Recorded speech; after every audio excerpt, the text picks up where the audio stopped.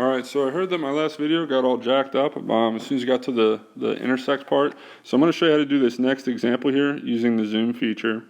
So here, the intersect feature. So here I go to my calculator. I'm going to type in negative x squared plus 8x minus 13. And then down here to pull up absolute value, I'm going to hit alpha window, and the first option there is ABS. I hit enter, and now I'll just type in x minus 4. And I'll go ahead and I'll graph normal window, and I can see here that these intersect at 2 points, right? Now I'm not really sure, so what I'm going to do is I'm going to figure out where they intersect, okay? So if I look here, it looks like one of these points of intersection is going to be between positive 2, where x equals 2, and where x equals 4. So I know the first one is going to be between 2 and 4. So we've got two solutions, one between 2, one between 4. So solution 1 is going to be on the interval 2 to 4. Okay. Now solution 2 is on a different interval, right? So let's go ahead and bring back the calculator. Solution 2 appears to be on the interval from between 4 and, 6, right? So solution 2 is on the interval from 4 to 6, okay?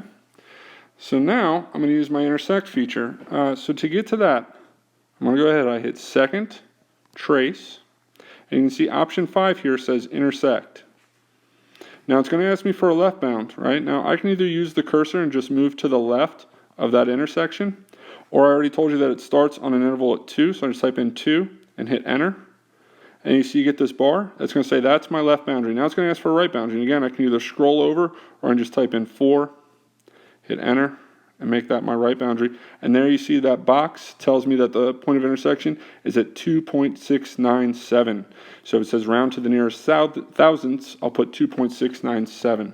So for this one, I get x equals 2.697.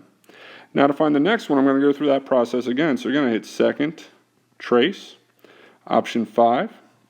And now I want to look between x equals enter and to the right. And again, I'm just going to move the cursor to the right. As soon as I get to the right, doesn't matter where, I hit enter.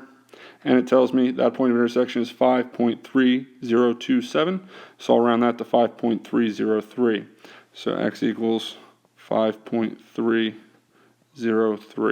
So that's the intersect feature. Again, I apologize for the video kind of glitching earlier. All right, hopefully this helps.